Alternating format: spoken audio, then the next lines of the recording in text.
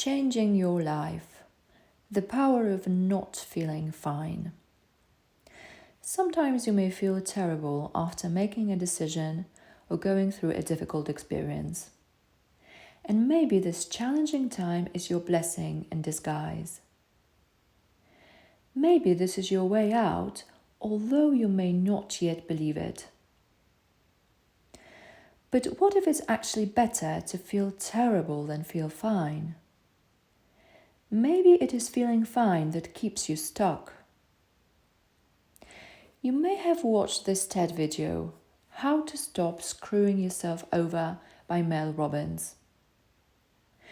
Then you probably know what I mean. I've always felt the biggest motivation to change my circumstances when things got bad enough for me to take action. A good example is my first job, a low-paid one. Originally, I was happy that I could pay the bills and I was gaining work experience. It could always be worse, right? But after a while, I started wondering, is that all that there is to life? Suddenly, my bosses got nasty, managers annoying, long to-do list repetitive, and I felt unappreciated. I didn't feel fine anymore. I felt terrible, I felt awful and motivated to take responsibility for my life. Had I felt fine, I would have tolerated mediocre working conditions much longer. I would have been fine sitting at the computer and working with nice people, but not moving on in life. I would have waited for God to send me a dream job one day, but for now, it was good to be just fine. Luckily, events that made me feel really bad motivated me to find a better workplace. I never looked back. Another significant event in my life was losing my job.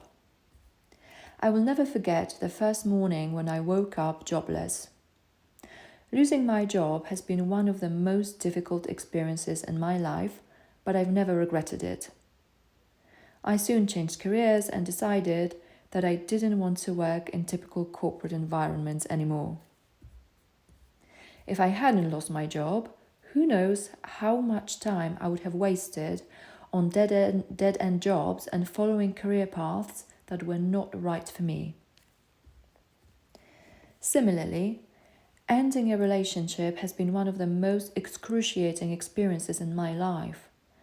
At the time, I thought it was a catastrophe and that I wasn't going to survive. I thought I was going to die. Eventually, it led to one of the biggest transformations in my life that I'm grateful for.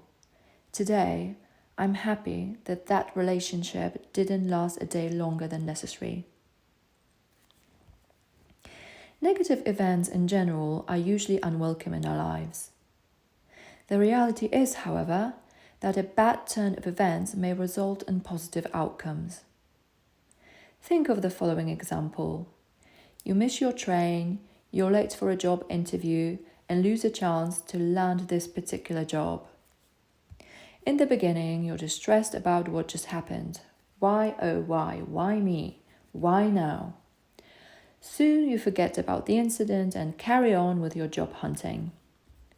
After a few months, you get a fantastic job offer, much better than the one you just missed. You would never have landed it had you caught that train and got the first job. Good or bad, who knows? It's just one of the many possible scenarios. Sometimes you may feel angry and disappointed when your plans do not pan out as expected. Sometimes life forces you to wave goodbye to what feels safe, familiar, and comfortable. Such situations open you up to new opportunities. If you treat everything as a lesson, you will regret less. You will have the courage to do more, maybe even to try the impossible.